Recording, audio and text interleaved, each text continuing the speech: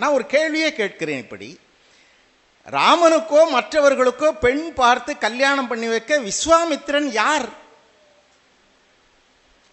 தந்தையிடத்திலே வந்து அரசனாக இருந்த தயரேந்திரிடத்திலே என்ன கேட்டான் இந்த விஸ்வாமித்திரன்?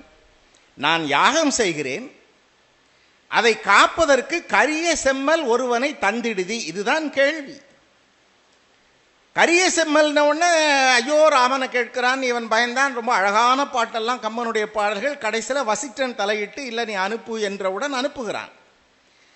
சரி, யாகத்தை காக்கிறான்.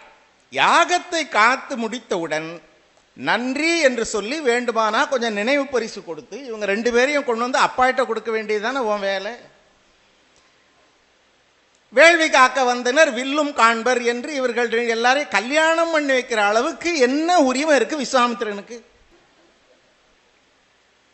அப்படியே செய்யறான்னா கம்பன் அவ்வளவு விளையாட்டா செய்ய மாட்டான். ஒரு சொல் கம்பன் குறுக்கே பயன்படுத்துகிறான். ஒரு சொல், அந்த ஒரு சொல்லில் விஸ்வாமித்திரன் செய்த இது எல்லாம் சரி என்று ஆகிவிடுகிறது. அந்த உரிமை விஸ்வாமித்திரனுக்கு கிடைத்து விடுகிறது. இவனை உன்னிடம் நான் தந்து விடுகிறேன், இயைந்தது செய்க என்றான். இயைந்தது செய்க, நான் எதெல்லாம் இவனுக்கு நல்லதோ அதெல்லாம் நீங்க செய்யுங்க. ஏனென்றால் குருவை என் மகனுக்கு குரு நல்லதை செய்வார் என்று பெற்றவர்கள் நம்பிய காலம் அது. குருவும் அப்படி உண்மையாக இருந்தார்கள்.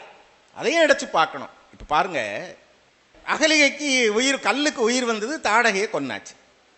இது ரெண்டும் நடந்த உடனே விஸ்வாமித்திரன் ஒரு பாடல் சொல்வதாக கம்பன் எழுதுகிறான். அந்த பாட்டு தான் அந்த இவ்வண்ணம் நிகழ்ந்த வண்ணம் இனி இவ்வுலகுக்கெல்லாம் உய்வண்ணம் அன்றி மற்றோர் துயர் வண்ணம் உருவதுண்டோ மைவண்ணத்து அரக்கி போரில் மழை வண்ணத்து அண்ணலே கைவண்ணம் அங்கு கண்டேன் கால் வண்ணம் இங்கு கண்டேன். என்ன பொருள் என்றால்,